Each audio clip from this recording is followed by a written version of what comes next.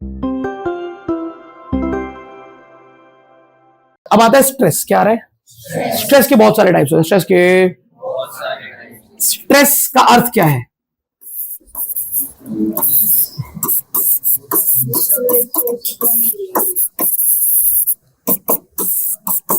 Definition भी ऐसे ही है, the internal restoring force set up per unit area is called.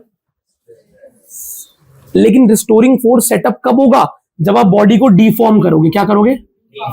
और डिफॉर्म करने के लिए पहले आपको क्या लगाना पड़ेगा? Deforming force. स्टेप नंबर 1 हमने लगाया। स्टेप नंबर 2 बॉडी हो गई डिफॉर्म खिंच गई। स्टेप नंबर 3 उसके अंदर डेवलप हो गया स्ट्रेस। रिस्टोरिंग फोर्स डेवलप हुआ जिसके कारण क्या आ गया? अब स्ट्रेस का असली हिंदी शब्द है तनाव। क्या नाम है? तनाव अंदरूनी होता है, दबाव बाहरी होता है। तनाव जो बाहर से आपने प्रेशर लगाया उसे कंप्रेस करने के लिए, वो क्या है? दबाव। जो अंदर रेजिस्टेंस डेवलप हुआ कि मत पिचकाओ भाई वायर को, उसे कहते हैं तनाव। तनाव अंदरूनी होता है, दबाव बाहरी। नहीं आया समझ में? तो कोई बच्चा तुमसे बोले मुझे बहुत प्रेशर है भाई, पढ़ाई का बहुत एक्सटर्नल है, मुझे बहुत स्ट्रेस है, स्ट्रेस इंटरनल। नहीं समझे क्या? तो ये बच्चों को पता नहीं है, शब्द तो कोई भी यूज कर रहे हैं, खैर लेकिन बता रहा हूं, ठीक है। तो एक होता है स्ट्रेस। कोई मुझे बोले पढ़ाई का स्ट्रेस है, पढ़ाई का स्ट्रेस कैसे हो सकता है?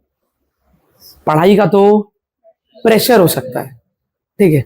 उस पढ़ाई को ना कर पाने का स्ट्रेस होता है। आप उसे होल्ड कर पा रहे हो, अंदर कुछ डेवलप ही नहीं होगा। आप होल्ड नहीं कर पा रहे हो। होल्ड का मतलब आपको बोला हर रोज 1 घंटा पढ़ोगे फिजिक्स को, 1 घंटा केमिस्ट्री, 1 घंटा बायो, तो आपका नीट निकल जाएगा, डॉक्टर बन जाओगे। आपने कहा ठीक है। हमने आपको प्रेशर दिया 3 घंटे डेली का। आपने धीरे धीरे आदत डाल के 8 महीने, 6 महीने, 3 महीने में 3 घंटे डेली पढ़ने की आदत डाली, ठीक है। आदत डालने के बाद अब आप 3 घंटे डेली पढ़ते हो, आपके ऊपर पढ़ाई का प्रेशर है, आप उसे होल्ड कर पा रहे हो, 3 घंटे तो पढ़ना है। और अब आपके अंदर स्ट्रेस डेवलप नहीं होगा कि क्या पता मेरा सिलेक्शन होगा नहीं होगा।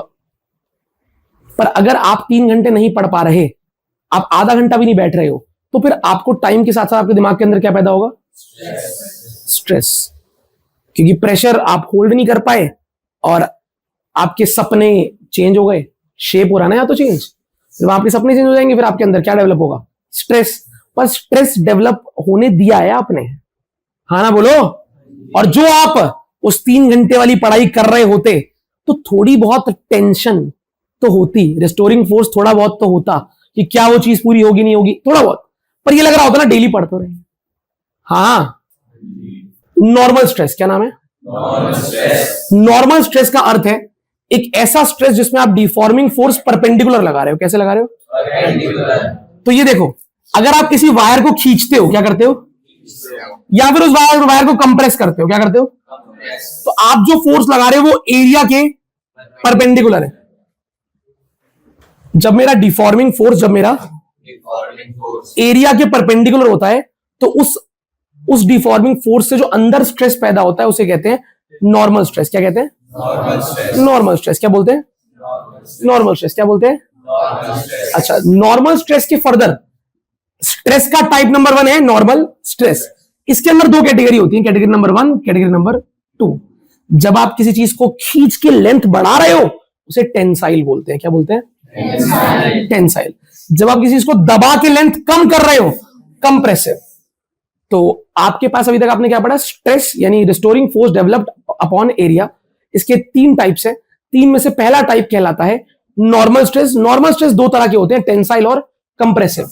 नॉर्मल स्ट्रेस का अर्थ है जब भी आप अपना डिफॉर्मिंग फोर्स सरफेस एरिया के परपेंडिकुलर लगाओगे, दबाने के लिए या खींचने के लिए, तो उस दौरान जो अंदर स्ट्रेस पैदा होता है उसे हम कहते हैं नॉर्मल स्ट्रेस। क्योंकि आपका डिफॉर्मिंग फोर्स परपेंडिकुलर था तो नाम पड़ गया नॉर्मल स्ट्रेस। नॉर्मल स्ट्रेस 2 तरह का होता है, एक लेंथ बढ़ाने वाला और एक लेंथ। जब आप लेंथ बढ़ाते हो तब जो अंदर स्ट्रेस पैदा होता है उसे टेंसाइल कहते हैं। लेंथ कम कर रहे हो, कंप्रेस कर रहे हो, तो उसे कंप्रेसिव। तो ये है हमारा normal stress. Second category of stress is volumetric stress. क्या है? वॉल्यूमेट्रिक स्ट्रेस में क्या होता है? यहां पर क्या होता है, हम वॉल्यूम कम कर रहे होते हैं, हर तरफ से बराबर फोर्स लगाकर किसी की वॉल्यूम को कम किया जाता है। इसमें वॉल्यूम कम होती है, वॉल्यूम कम होती है। तो वॉल्यूम डिक्रीज हो जाती है। आपने हर तरफ से लगाया रिस्टोरिंग फोर्स, हर तरफ से इक्वल, हर तरफ से बराबर फोर्स लगाया, और बराबर फोर्स लगाने से क्या हुआ, उसकी वॉल्यूम क्या हो गई, कम। इसे बोलते हैं वॉल्यूमेट्रिक स्ट्रेस। क्या? Volumetric stress. नॉर्मल स्ट्रेस जिसमें लेंथ बढ़ती या घटती है फिर अंदर स्ट्रेस पैदा होता है। वॉल्यूमेट्रिक स्ट्रेस जिसमें आप वॉल्यूम को कम कर रहे होते हो तब अंदर स्ट्रेस पैदा होता है। स्ट्रेस तो बाद में ही पैदा होगा ना, पहले तो आप कोई एक्शन लोगे। तो यहां पर क्या किया, मैंने एक वायर को खींचा, उससे अंदर स्ट्रेस आया, टेंसाइल। मैंने एक वायर को कंप्रेस किया, उससे अंदर स्ट्रेस पैदा हुआ वापस जाने का, कंप्रेसिव। यहां पर मैंने एक चीज की वॉल्यूम को एक साथ हर तरफ से फोर्स कम किया, अंदर स्ट्रेस पैदा हुआ कि मुझे वॉल्यूम वापस एक्सपैंड करनी है। तो इसे बोलते हैं वॉल्यूमेट्रिक स्ट्रेस। क्या बोलते हैं? नॉर्मल स्ट्रेस के कितने प्रकार हैं? 2। ठीक है, तो नॉर्मल, वॉल्यूमेट्रिक। नॉर्मल के 2 टाइप्स और हैं, टेंसाइल और कंप्रेसिव। तीसरी कैटेगरी और आखिरी कैटेगरी स्ट्रेस की, पहली कैटेगरी नॉर्मल, दूसरी वॉल्यूमेट्रिक, तीसरी का नाम है शियरिंग या टेंजेंशियल स्ट्रेस। शियरिंग या, तो जब भी आप किसी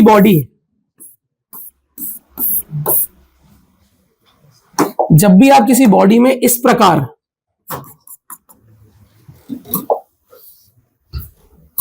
डिफॉर्मिंग फोर्स लगाते हैं, किस प्रकार, ऐसे देखो मैंने यहां पे लगाया ऐसे डिफॉर्मिंग फोर्स, टेंजेंशियल। क्या लगाया भाई? टेंजेंशियल क्या होता है बालक? देखो, एक तो होता है ये एक एरिया है, आप इसके परपेंडिकुलर फोर्स लगा रहे हो।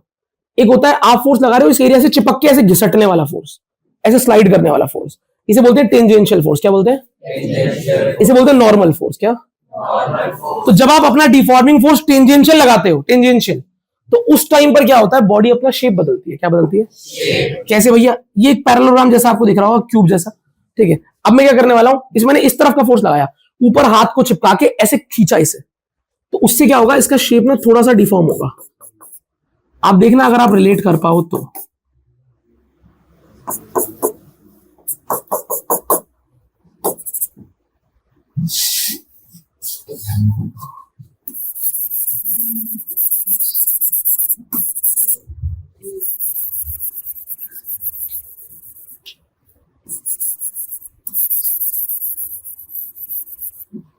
समझ पा रहे हो क्या होगा? ये ऊपर की तरफ से, नीचे तो वही है बॉडी, ऊपर से थोड़ी सी आगे खिसक जाएगी। ये जो ऊपर से आगे खिसक जाएगी तो पहले यहां से देखने में बिल्कुल स्क्वायर जैसा दिख रहा था, अब थोड़ा सा पैरेललोग्राम जैसा दिख रहा है। तो यहां पर क्या हुआ, आपने उस बॉडी पे टेंजेंशियल फोर्स लगाया जिससे उसका शेप बदल गया। क्या बदल गया? तो अब शेप बदला, तो आप जैसे ही फोर्स को हटाओगे, अपना हाथ ऊपर से हटाओगे, वापस ऐसे आना चाहेगा।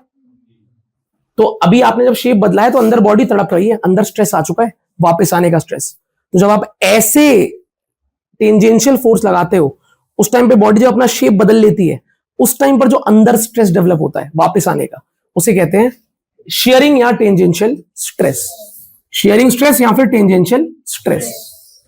3 तरह के स्ट्रेस होते हैं, पहला नॉर्मल स्ट्रेस, दूसरा वॉल्यूमेट्रिक, तीसरा शियरिंग या टेंजेंशियल। ठीक है, नॉर्मल के ही 2 टाइप थे, एक बार कंप्रेसिव और एक टेंसाइल। स्ट्रेस कब डेवलप होता है? जब आप डिफॉर्मिंग फोर्स लगाते हो। तो यहां पर मैंने क्या किया, यहां पर मैंने टेंजेंशियल डिफॉर्मिंग फोर्स लगाया, उससे बॉडी के अंदर वापस आने का एक स्ट्रेस डेवलप हुआ, उसका नाम रख दिया शियरिंग स्ट्रेस। क्या नाम रख दिया? शेयरिंग नहीं, शियरिंग, शियरिंग स्ट्रेस। अच्छा, वॉल्यूमेट्रिक समझ में आया? आपने किसी बॉडी की वॉल्यूम को कंप्रेस करने के लिए डिफॉर्मिंग फोर्स लगाया, वॉल्यूम कंप्रेस हो गई, अंदर के पार्टिकल कह रहे हैं नहीं हमें एक्सपैंड करना है, वापस से नॉर्मल होना है, तो अंदर जो स्ट्रेस डेवलप होता है वापस आने के लिए, उसे कहते हैं वॉल्यूमेट्रिक। तो वॉल्यूमेट्रिक स्ट्रेस क्लियर है, शेयरिंग स्ट्रेस क्लियर है, और नॉर्मल स्ट्रेस क्लियर है।